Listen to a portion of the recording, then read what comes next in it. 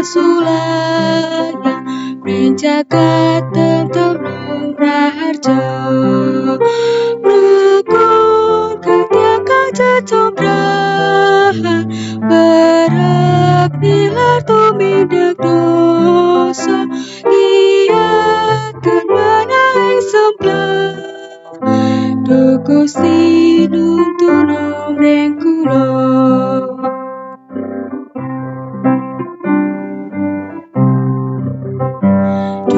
Roh suci roh kasutan nunggilo mreng kula saminyo mreng babare kasaring Allah wato pateng tiang amsio lama sepi pamri lawan panindas kaya sese kan aji pepala Roberto do Gusti nunggilo mreng kula.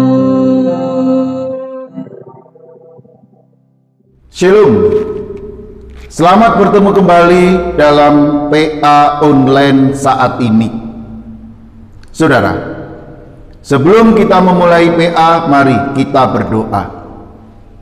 Kami bersyukur kepadamu Tuhan karena Engkau mengumpulkan kembali kami dalam persekutuan online pemahaman Alkitab saat ini.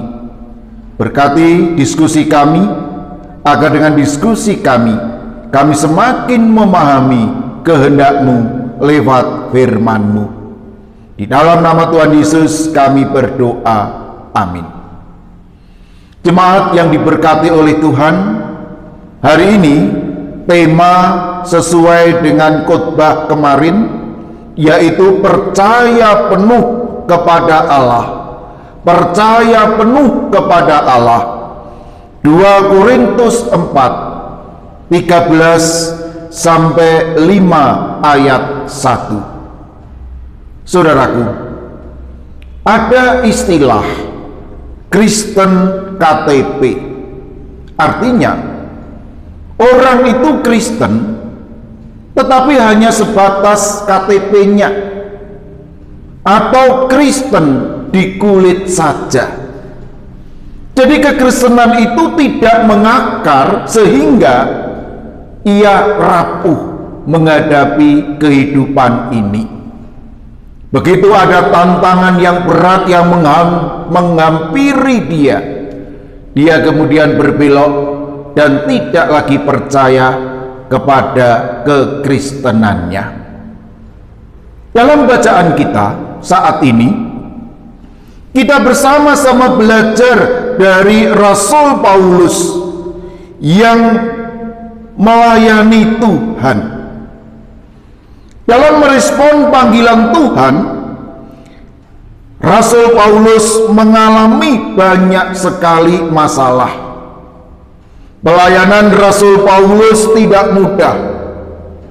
Dia mendapatkan tantangan bukan saja dari pihak luar, tetapi dari dalam, seperti dari teman-temannya, dari jemaatnya sendiri yang menolak kehadiran bahkan ajaran Paulus.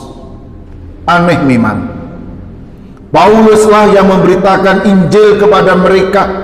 Mereka mengenal Injil karena Paulus, tetapi beberapa waktu kemudian mereka menolak Paulus.